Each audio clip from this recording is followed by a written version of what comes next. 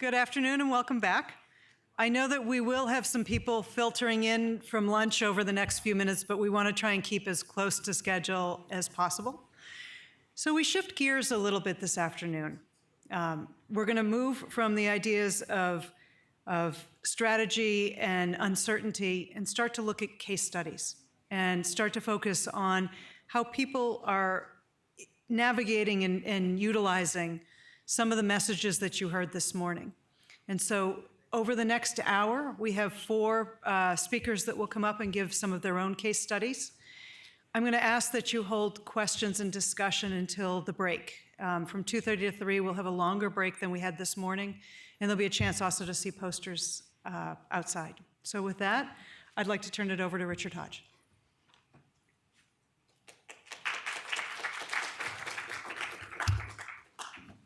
Thank you, Joan. An absolute privilege to be here today, and thank you for the invitation. I've been delighted to see just the diversity of ideas that's been flowing this morning, and now for something a little different as well.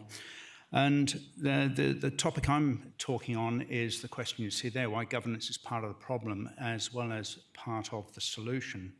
And the problem, as my colleagues and I see it, is that by and large, governance itself as a system of control has largely fallen to mechanistic means. And yet, if layered properly and reasonably to the same level of complexity over the system that it's governing, then we can get a much more holistic outcome. And that's the hypothesis that we've been working on and working in practice too. Now, for the third time today, Peter Drucker appears, and with this particular quote, he shifts the idea that the most important resource is no longer these physical things, but actually moving to the cognitive.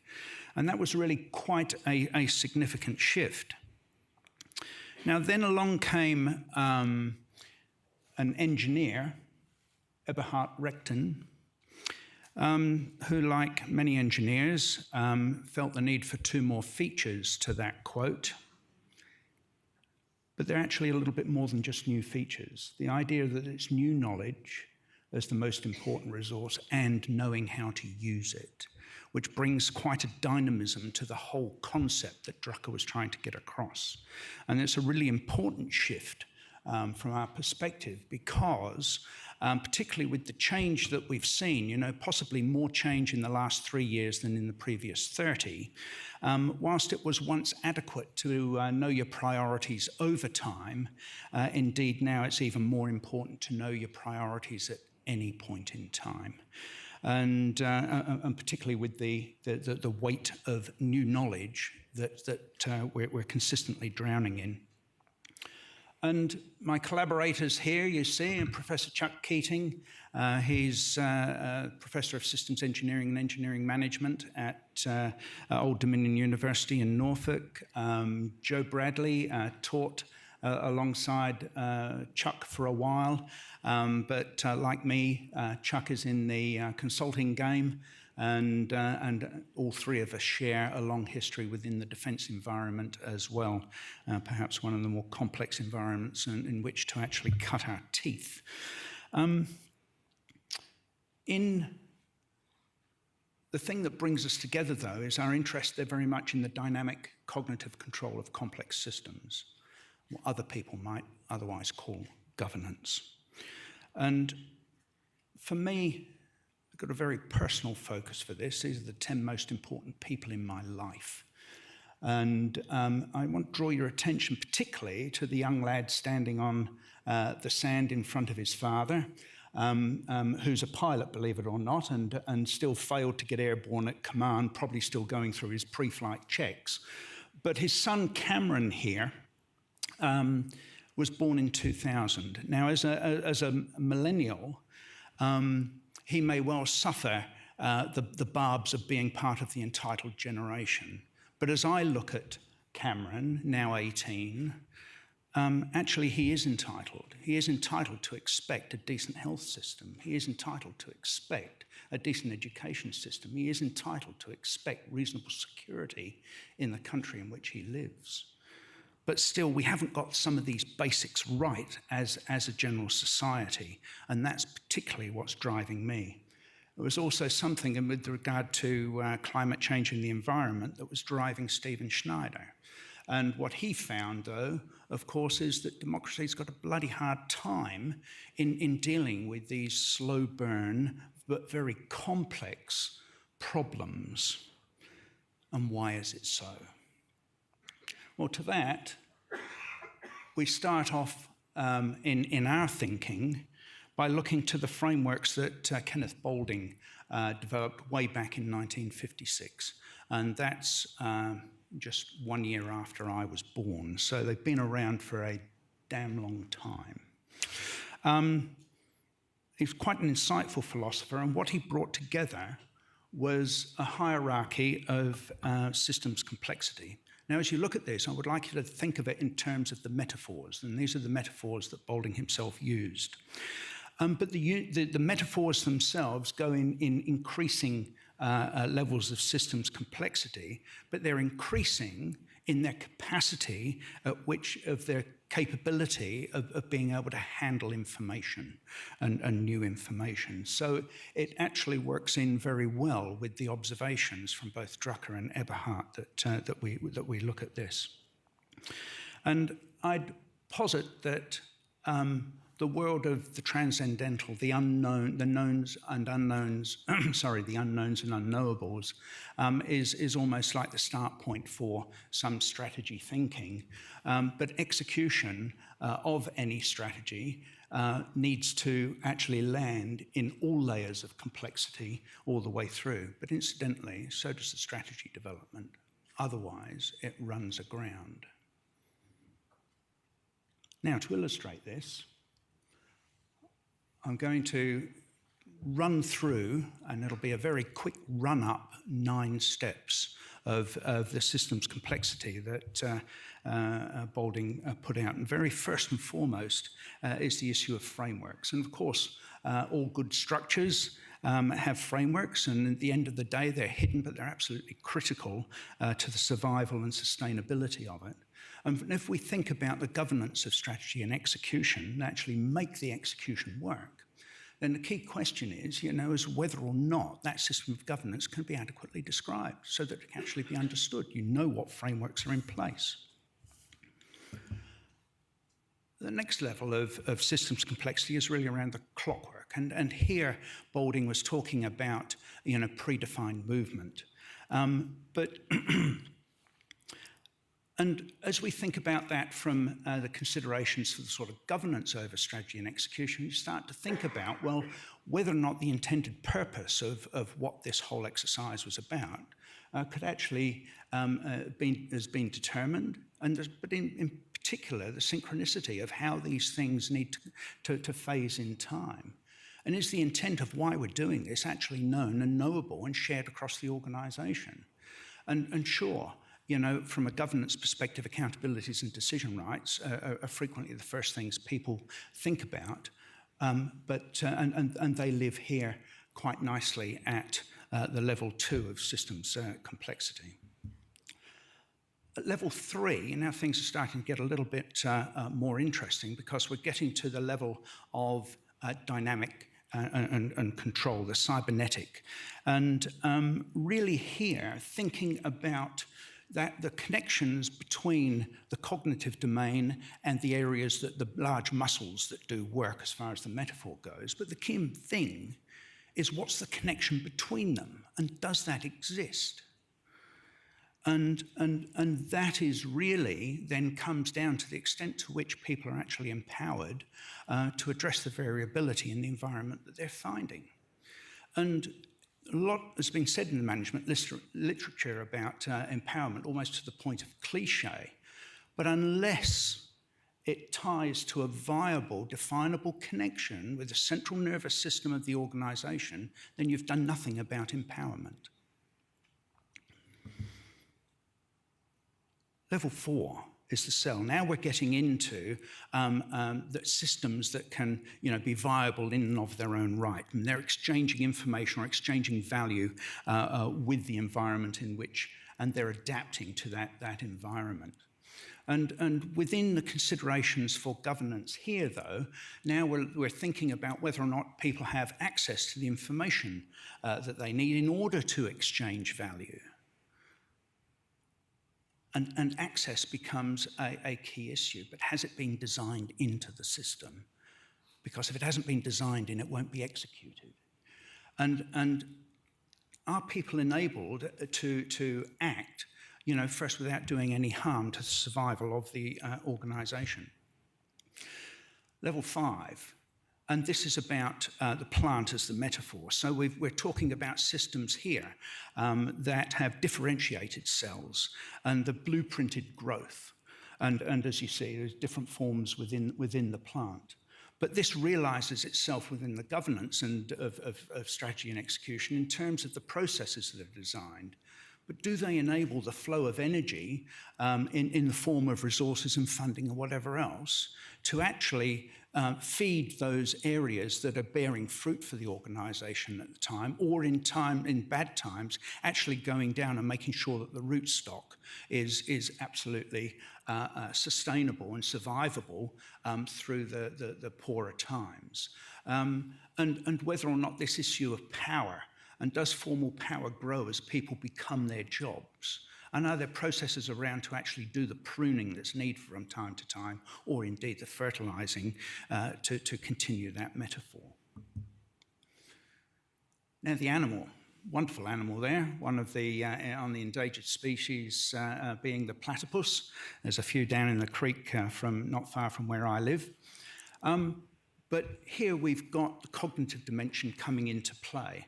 And here now, it's about systems that are aware of the environment and able to act as one with it. There's teleological behaviour going on, whereby from a governance perspective, we can begin to ask the question as to whether or not, through the strategy and execution, an image can be projected of the whole to the parts for them to enable them to operate within the environment, and perhaps supported by a set of principles that guide behaviour, but particularly with acting with stewardship, just as many of the animals in this world actually do if we don't interfere with them.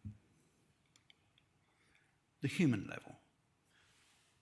3 lovely ladies in my life, but each one of them, like the rest of us, is not only aware as a sentient being, but they're aware they're aware.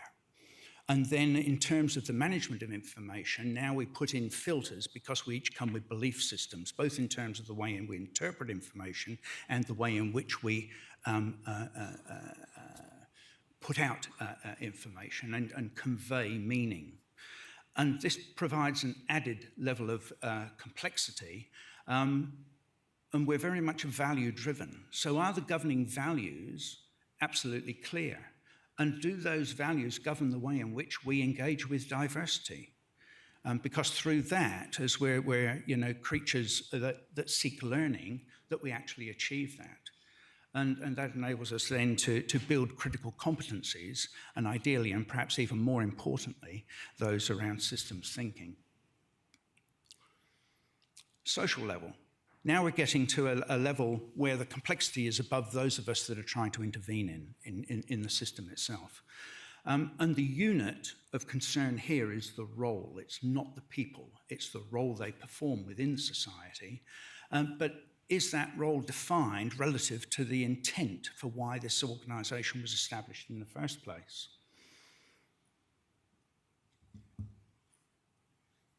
We run into a few problems, and the actual case study around the North Sea fisheries is an example within this that'll appear in the paper, but I notice I'm running out of time to actually explain it here. But we need to think about amplifying Boulding's hierarchy to actually deal with the complexity that we find ourselves within right now, because indeed, yes, our first social experience comes within the family where our governing values are set, and usually it's very collaborative. And then we move into the community in a cooperative way, working as we are gathered here today with shared interests. At the national level, governance moves more to a legal framework with the rule of law.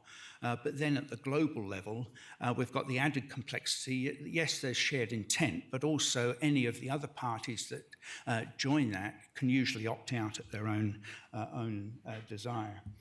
The final level about the known, the unknowns and unknowables is often the start point for strategy. But from a governance perspective, is the future strategic risk actually well expressed? But does it, importantly, from this, involve knowledge from all levels below? Because that's the critical thing in order to be able to use that hierarchy of systems complexity as a guide to make sure that we've got sufficient coverage of the complexity that we're dealing with. Because if we do, then we've got a better chance that the strategy will be able to adjust dynamically with the execution and vice versa. So as we seek to wrap up this race, we've gotten to the top of the stairs.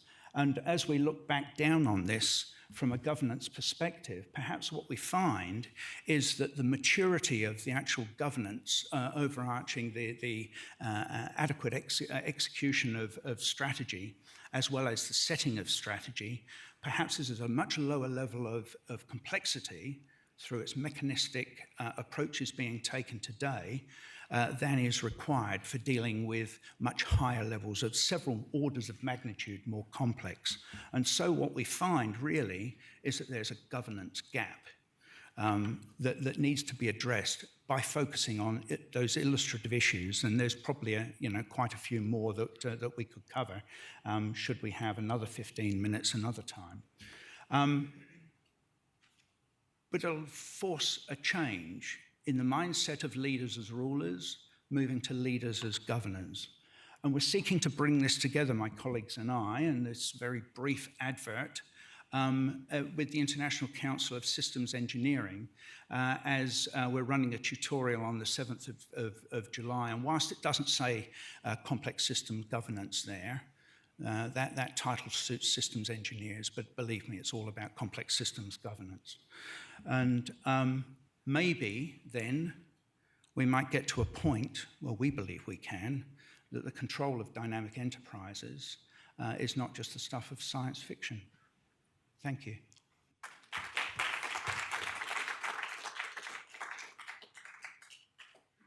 Good afternoon. My name is Major Stephen Song. I'm in the U.S. Army, and I'm a proud alum of MIT SDM 16. It's good to be back here at MIT. And currently, I serve as a second-year faculty at West Point in the Department of Systems Engineering. Today, I'm excited to share a portion of my research, which is titled Operationalizing Open Source Intelligence on the Korean Peninsula. So I'm going to stay more on the strategy to implementation side without going to what's big on topics today about Korean Peninsula. Like the earlier presentations today, bridging the gaps between strategy and implementation is challenging. When fielding capabilities like OSINT or big data or using or exploiting publicly available information. In my presentation today, I'll characterize the gaps between strategy, implementation, and provide recommendations for closing the gaps. Hopefully, I'll conclude with some good lessons learned that you can take back to your enterprise, organization, and perhaps to you as an individual. So before I proceed, I must state that the views expressed in the presentation are mine and do not reflect the official policy or position of the Army or the Department of Defense. Next slide, please. So I like to begin with the well-known iceberg analogy that we all love so much. And related to the theme, imagine that the iceberg depicted above is your enterprise.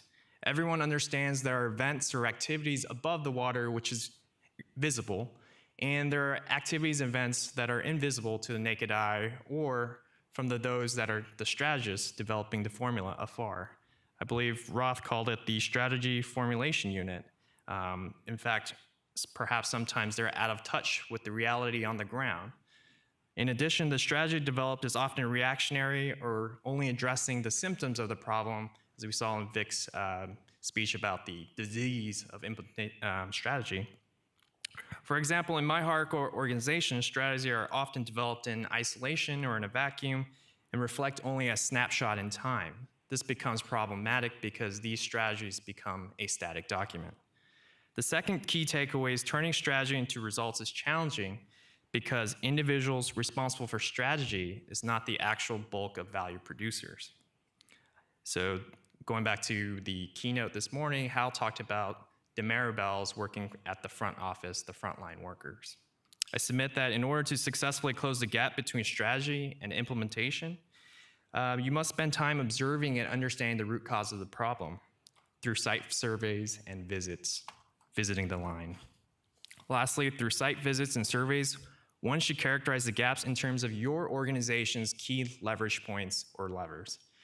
And in my case, I identify 6 key levers, which are policy, process, people, technology, training, and tools. And those were largely derived from my client. Here's the purpose for today. In my presentation, I'll provide a quick overview of open source intelligence, also known as OSINT, highlight the enterprise challenges, and characterize the OSINT gaps. Related to the specific theme of today's symposium, the focus of my presentation will be on the methods for closing the gaps, what is against the what should be. So I'm gonna back up and talk about what is OSINT. OSINT, as depicted on the slide, is basically intelligence produced from publicly available information. In today's information age, we're inundated by publicly available information. And if you look at the bottom top right, there's a little vignette that shows how your sources of information through a generic OSINT process called collection, processing, analysis becomes an intelligence report. There are several forms of publicly available information, which includes, everybody knows Google, to perhaps Flickr or Instagram these days. So a quick background on the case study of Korea. The Republic of Korea and the United States Combined Warfighting Command is responsible for 600,000 service members during an event of crisis, armistice, or war. In order to accomplish this mission, US and Republic of Korea leaders require timely, accurate, and relevant intelligence. However, despite modern advances in OSINT capabilities, significant gaps exist in the OSINT enterprise. So my research question addresses the following question. What is the US Army's current OSINT capability in Korean Peninsula? How can OSINT be better leveraged in Korea? And what are the friction points that hinder units from maximizing OSINT's potential? So one way to describe the OSINT challenge is from Nightingales and Rhodes, brought a clip from MIT. They describe an enterprise as complex, highly integrated systems comprised of processes, organizations, informations, and supporting technologies with multifaceted interdependencies and interrelationships across the boundaries. In short, a lot of interactions, a lot of components interacting. And so my research conducts a holistic analysis of the enterprise, specifically focusing on the key levers that I identified earlier. In order to capture the value exchange among the stakeholder, I mapped the strategy to the OSINT report. Oops. There you go. Another way to use systems tools or methods is value mapping. Earlier, we just heard about the different hierarchy from Bolding's. Here's another, perhaps a different paradigm, but mapping of an analyst to the organization to the enterprise. There are certain responsibilities and levels of complexities and responsibilities at each echelons, and understanding that individual improvements is faster and lower impacts, and the enterprise at the end must capture all the value at the highest level. So the methods include an extensive literature review, a stakeholder analysis, surveys, interviews, and a site visit to the actual line. Based on the Army OSINT enterprise needs, the objectives of the research were to identify the gaps. The gaps between implementation and the desired future strategy of what should be. If you look on the right, the strategic guidance, fortunately in the government sectors, there's a lot of rules and regulations, visions and policies, so you can extract some of what should be for the organization. If you contrast to the left, what is, it's easy to see the differences if your strategy is working or not. So to better situate my research on the Korean OSINT enterprise, I identified best practices in the surrounding Pacific regions. There's a lot of units doing a lot of missions, perhaps in similar organizations. There's a lot of divisions or a lot of offices doing similar types of work. The goal for this was to simply capture the best practices and the tradecraft methodology. After the interviews and surveys, I was able to capture the gaps in terms of policy, process, people, training, tools, and technology. These 6 levers were what's mattered to my enterprise the most. I'd like to highlight 3 key findings with respective and keeping in mind time. First, OSINT is undervalued and underutilized in Korea. For example, OSINT is perceived as news reporting, and news reporting is generally descriptive or describing of a past event. It's not forward-looking forecasting for what's going to happen next.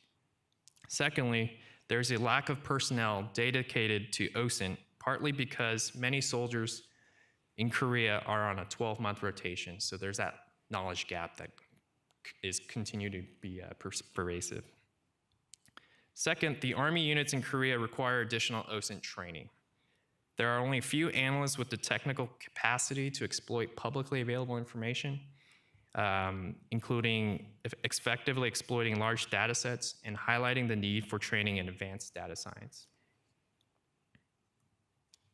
So based off the findings, I developed a roadmap to close the gaps between strategy and implementation. So if you look on the far left, it kind of describes the current state of what, based off my site visits and surveys. Then on the far right is what the to be is desired. Based off the findings, in general, the 3 pillars, educate, train, and enhance, could potentially improve the Army OSINT enterprise and move the enterprise towards the desired state. Some of my recommendations include to all analysts should be leveraging OSINT. Many times they're not using OSINT for whatever reason. It could be a perception, it could be they don't see the value of it. It could be they lack technical capacity or capabilities to exploit it. Units in Korea need additional dedicated resources and analysts to this effort, and establishing a community of interest to share best tradecraft and methodology could enhance the learning in the enterprise. So some of the lessons learned I pulled away that might be applicable for today's symposium. First, a successful strategy to implementation requires leaders that are consistently able to translate strategy into achievable objectives. This is especially important because my research found that many of the frontline workers or analysts, if you will, did not know about existing rules, regulations, guidance, or even the strategy.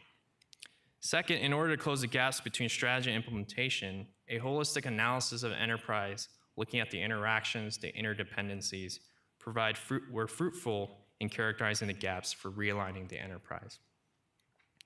One should characterize the gaps in terms of your organization's levers. For my organization, I told you it was about process, people, policy, technology, training, and tool. Implementation is challenging at the lowest level, arguably because it's tough to understand the individual's perceptions or their mental model. A lot of times this could be elicited through, earlier we had a brief about the cognitive domain. As such, the US ROC defense community requires a holistic analysis of the enterprise, and perhaps developing community of interest would better enable that translation of knowledge.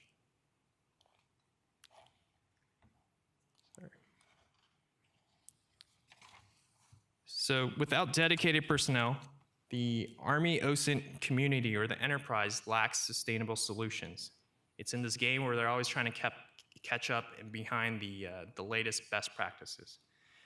As such, the US ROC defense community should use a more holistic approach to developing strategies. And I talked about visiting units and conducting interviews provided a lot of the insights from the lowest level. Key findings suggest that OSINT is undervalued and underutilized, and additional personnel training initiatives are necessary to align the enterprise in order to exploit OSINT to its max potential. Thank you.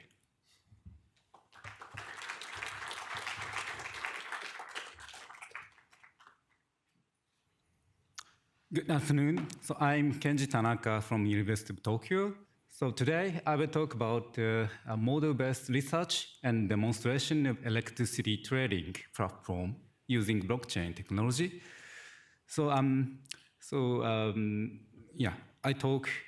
I start my talk with these famous pictures. So this is a picture of New York City, Fifth Avenue, the Easter Parade. The left picture shows the New York in 1900. And the picture on your right side is the New York City on Fifth Avenue is the parade in 1913. So this is an example of how innovation introduction goes rapidly. So 10 years enough to change, establish infrastructure. So that means it happens even in utility companies. So utility companies in Japan was considered established company among established companies.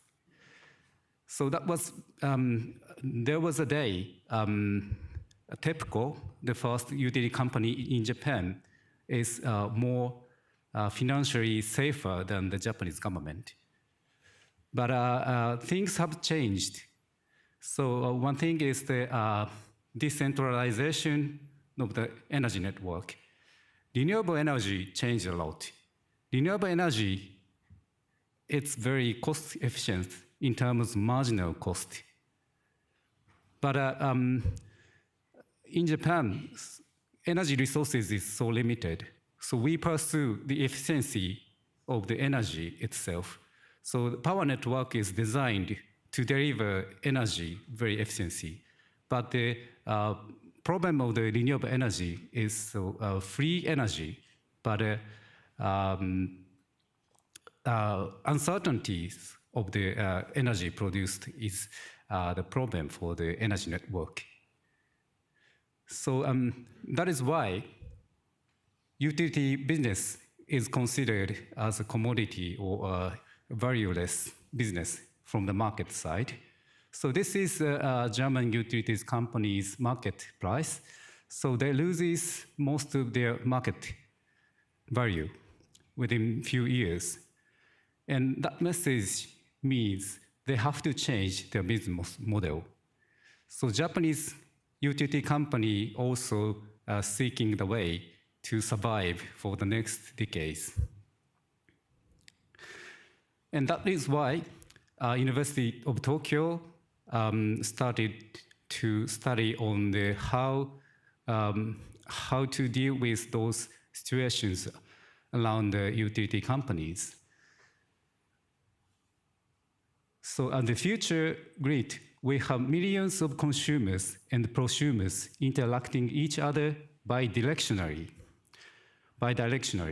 It is not feasible for centralized system to manage balance of millions of users and generators.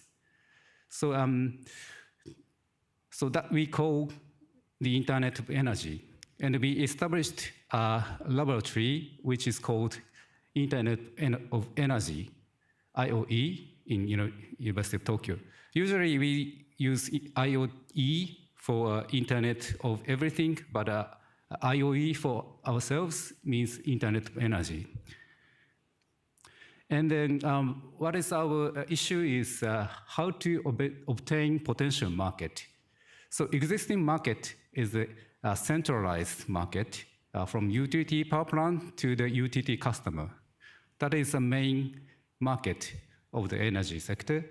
But the things will happen, we have to obtain the distributed market. But the missing point is how to deliver peer-to-peer energy control. So distributed control system is needed. And another one is a distributed balancing, demand and supply. As you may know, so energy on the grid have to be balanced, demand side and supply side.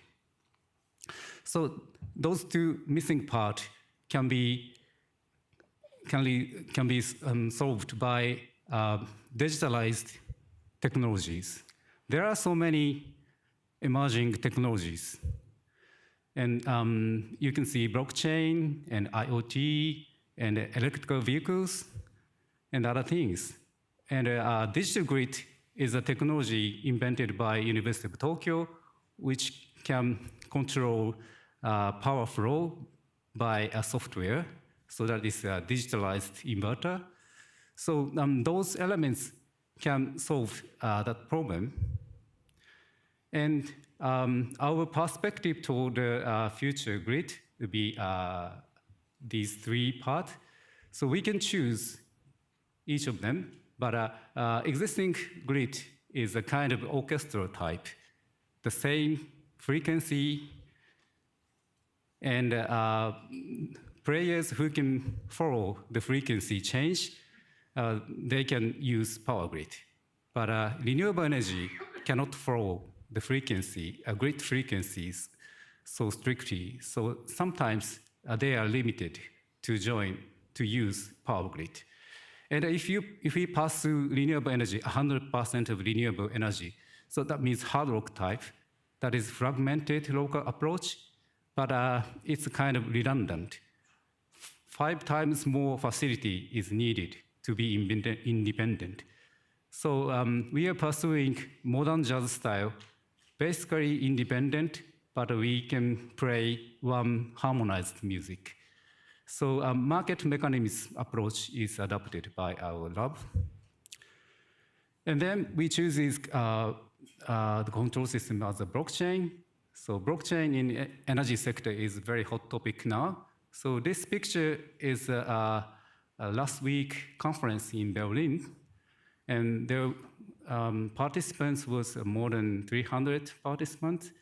And they are searching the solution for these upcoming grid issues.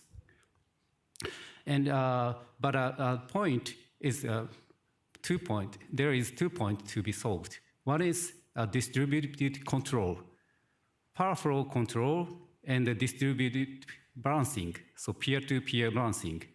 So 2 elements is needed, but mostly the balancing side is basically developed in European or US-based companies, and the physical control technology is developed by mainly in Japan. So Japan love to develop hardware things, but usually we don't have upper layer services. So combining those 2 elements is our objectives of this study. And this is our project now conducting. So we call it Urawa Misono project. So Urawa Misono is a place, a northern area of Tokyo, and the final game of the World Cup in Japan was held in the Misono area. So that area is a newly developed areas for household. So we are organizing a project which consists of 1 shopping mall and 15 households, so which can exchange their energy via blockchain-based platform. So firstly, so user can choose their preference to purchase powers. So if they pursue cost-conscious energy, so they pursue the objective function of the cost consciousness. And if they want to buy renewable energies in local area, so they can buy it. So and the blockchain system in this area, so we use market mechanism for matching peer-to-peer. So double auction market mechanism is adapted for the platform of the exchanging system. And if the matching is done and then recorded into a blockchain, and the recorded matching is automatically delivered via through digital inverters in the house. So those process is automatically done by this system. No human decision is inside it. So this system has been developed last year until by last year, end of last year, and the real scale demonstration will be done in 2019.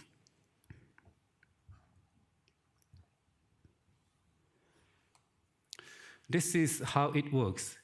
I hope it works. I bring animation with me, but I don't know how to use it. Okay. So imagine the green circle move from house to house. That means peer-to-peer.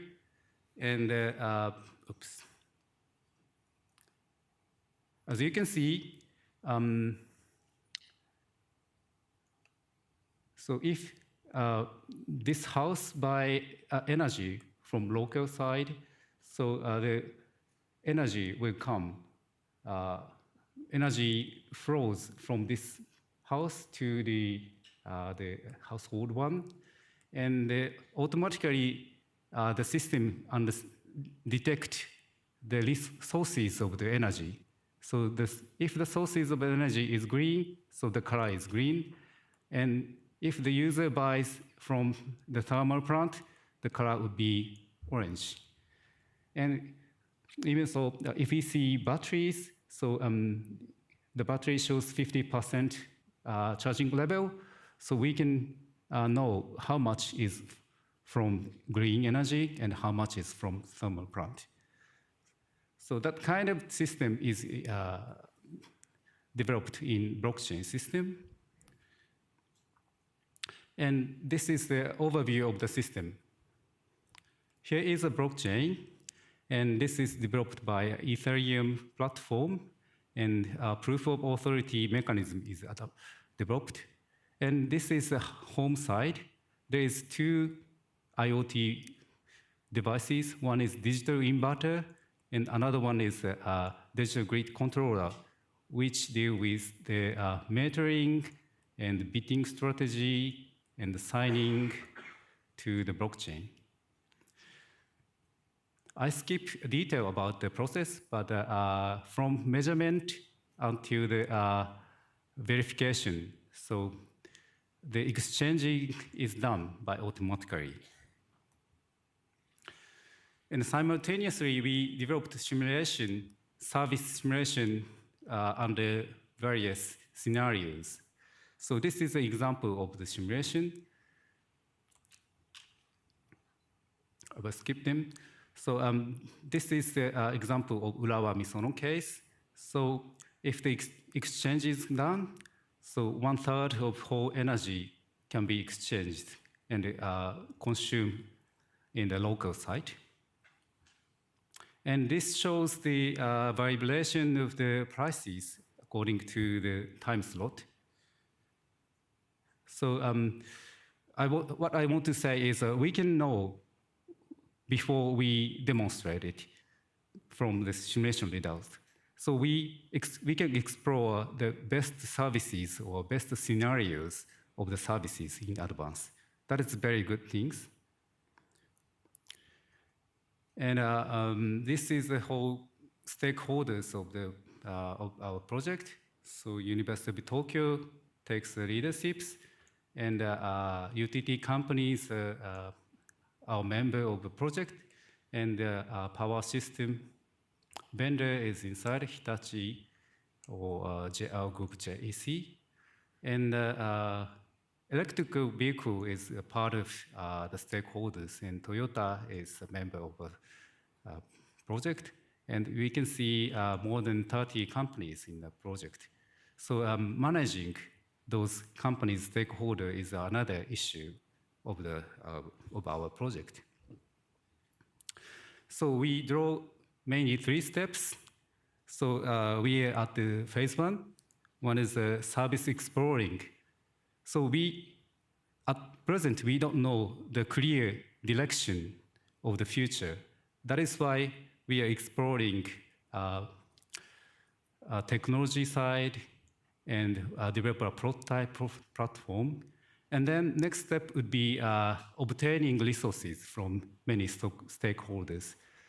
For that purpose, we will show our potential to the stakeholders that is work effective, and then finally be the self-growing phase. So I don't say it's a successful phases, but we are trying to achieve that kind of steps to implement the original concept, so with strategies. Thank you for your listening. So this is all my presentation.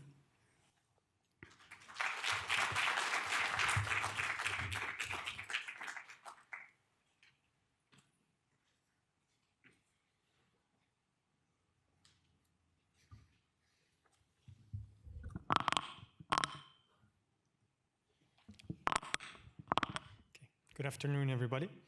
Thank you for being here. My name is Shil. I'm also with the University of Tokyo. I know I don't look Japanese, but I'm originally from Belgium.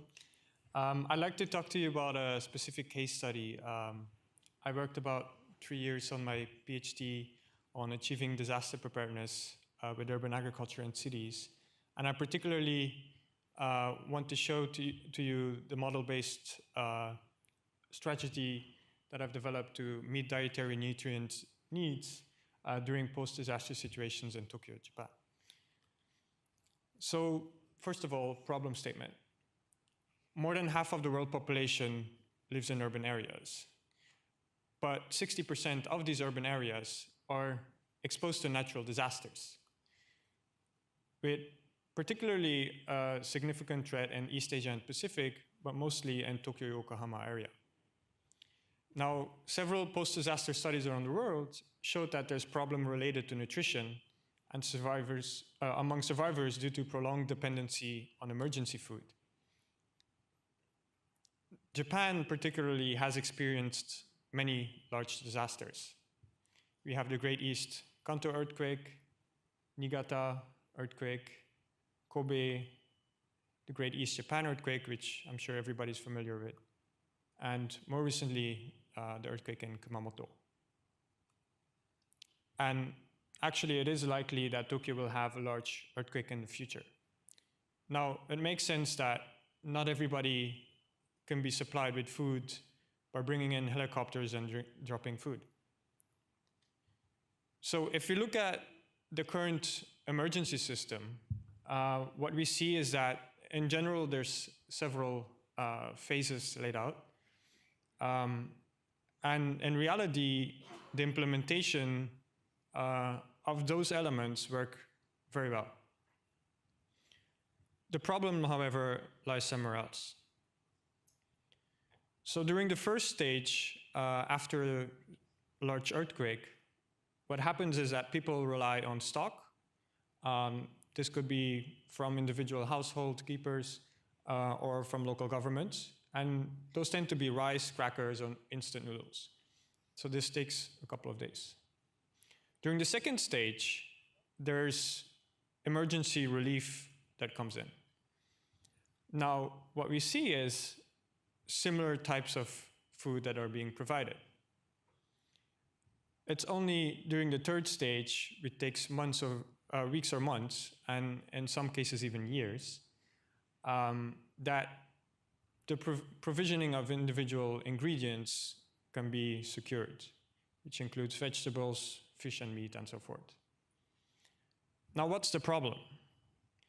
The problem is that the first two stages all include carbohydrates, so they provide energy to the people. And we call them long shelf life foods. It's only in the third stage that nutrients and proteins and so forth are significantly provided. Those are called short shelf life foods. So they're very difficult to stock and distribute in very short time. Now, what do we see is that in majority of the cases, the third stage takes much longer to recover, which means that survivors of disaster situations are directly affected with vitamin deficiencies, cardiovascular diseases, and so forth, but also indirectly, which means that after a couple of days or so of consuming emergency food is that people lose their appetite. So they also struggle with stress and depression and so forth. Similarly, in the case of the Great East Japan earthquake, we could see that it was difficult to distribute such foods. Now you would think like, okay, then why don't we just provide supplement bills? Well, usually when a disaster occurs, there's a combination of factors that lead to disastrous events. So in the case of the Great East Japan earthquake, there were a couple of volcano eruptions shortly before, and there had been typhoons passing, so a lot of the ration was already used up. But on top of that, the main supplement producer and provider was also damaged, so there was no hope. So how can we bridge this gap, which is partially related to the strategy of providing sufficient food? If you look at the literature, we see that there's opportunities utilizing urban agriculture. Now, the FAO stated this, but there was basically no evidence to support this. So within this presentation, I want to talk to you about determining the best policy option to implement an increase in resiliency using systems thinking by utilizing dietary nutrients from urban agriculture. I'm doing that in several stages. So first, I wanted to identify what the stakeholders are and their needs, what are limiting the implementation. Then we're doing some modeling to develop the best policy options and look at what potential there is to improve the implementation. So I conducted a literature review, did some stakeholder interviews with particularly the key stakeholders, which were governments, international organizations, the shelter teams, and some of the local population, and also did some observations during a social experiment.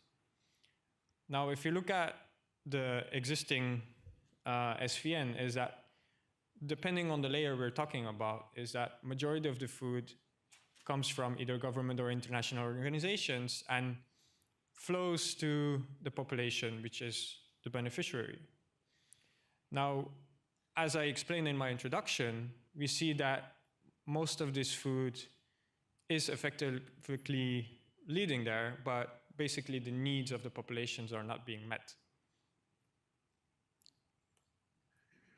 So just to show you that there is a significant potential of utilizing urban agriculture in this case is that even though it's a mega city, Tokyo, with 13 million people, and there's a very high density, there's actually a lot of agriculture present in the city.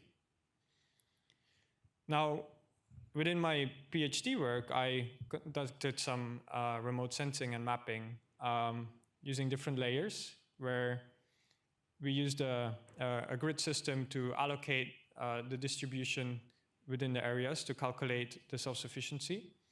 So we looked at the population within each of these grid cells, analyzed the farmers within these cells, and also different types of farmers and vacant lands to develop potential scenarios. If you look at the current situation, we see a total of 4.22% self-sufficiency. That's not a lot, right?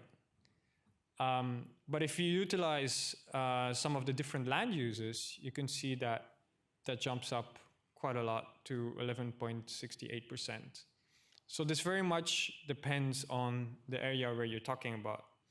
And particularly in Tokyo, majority of the population lives in this eastern area. So based on this, I developed several scenarios based on current situation, potential situation, also some changes in policies that are coming up. For example, in scenario 5 here, we have the ending of a Productive Greenland Act, which means that majority of the farmers that are farming in urban area, they get tax exemptions. But by the year 2022, this exemption is being terminated, which means that majority of the farmlands will probably be developed into housing or different types of more profitable land uses. And combining several of these options, I've made also a targeted scenario where there's a focus being made on on evacuees, so particularly based on a scenario developed by the Tokyo Metropolitan Government that predicts if there's a 7.3 magnitude earthquake, there will be a little over 3 million evacuees, which is roughly about 26% of the population. Then if we dig a little bit deeper, we can find that if you focus on the particular vulnerable groups, which are most sensitive, the number of people that you have to urgently address are much smaller. So as expected, what we could see from this analysis is that the solution does not lie within choosing one particular option, but we're talking more about an aggregated benefit. Particularly, this is important because in urban planning, there's so many different factors that we need to consider, and just choosing the one single engineered solution is often not the best solution. So how do we implement this internal disaster preparedness? So you remember the current SVN, where basically emergency food comes down to different stakeholders, to the beneficiaries.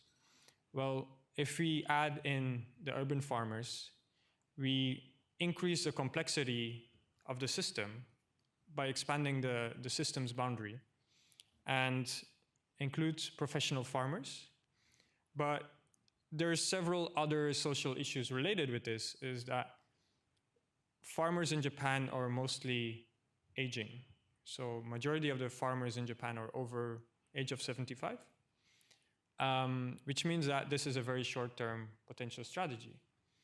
But there's hope because an increasing number of people are interested in learning about farming or conducting some farming as a form of leisure. So basically, hobby farmers as well could be trained and prepared to serve the neighboring population in terms of disasters. So based on this potential scenario, we're able to develop a list of the key stakeholders that are important for the study, and identify their particular needs, and based on this, develop a roadmap for the implementation. Now, I mentioned that I did observations with basically a social experiment. Now, these are pictures taken in one municipality within Tokyo, which is called Nerima Ward. It's still one of the core municipalities with a very high population density, but there's actually also a lot of agriculture going on in the area. We call this an experience farm. Oh, excuse me.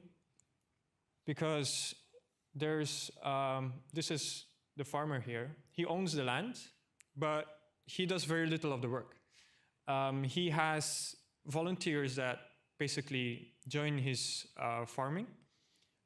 They actually pay rent to use the farmland, but he teaches them how to do everything from A to Z. So this shows that by conducting certain experiments, you can look at what implementation phase, what phases are needed, and what the particular needs and potentials are of the individuals within those areas. I mentioned aggregated benefit. Well, there's emergency food being distributed by local governments in this case. The local government also provides portable gas cookers, because in many disasters, there's no electricity or running water available. So you want to be cooking. Particularly if you're focusing on nutrition, there's a lot of nutrition that's better for your body when it's been prepared. So the farmer participates, distributes the work, and then the hobby farmers help with harvesting and preparation, which means that you get a combination of different food sources for emergency situations. And basically, on a day-to-day basis as well, you receive or you achieve more community engagement. So what gaps have basically been addressed between the strategy and implementation, or what has been characterized and solved? Roughly speaking, if you look at the strategy was developed based on providing resources externally. It was a very narrow strategy, not considering elements outside of its boundaries. It was working with its existing stakeholders.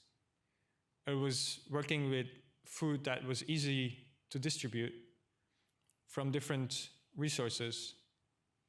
It was lacking local production, and it did not consider farming.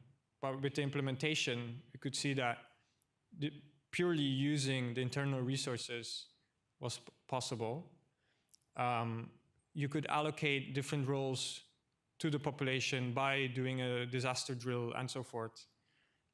By introducing new stakeholders, making the situation more complex, adding knowledge and providing tax exemption to farmers leads to an aggregated benefit and hopefully helps bridge the gap between the strategy and implementation. Thank you very much. So basically, modeling approach, yeah.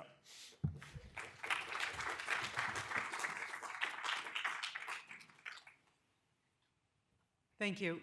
Instead of having a Q&A session in here, we have just shy of a half an hour. We've got a coffee break outside. I'd really like you to take the opportunity to continue the discussions that have been happening here during this past hour. There's also going to be poster sessions outside, so please take advantage of talking to people. But be back here promptly by 3 o'clock. We have Dr. Dava Nuveman, formerly from NASA, coming in to speak at 3 o'clock. Thank you.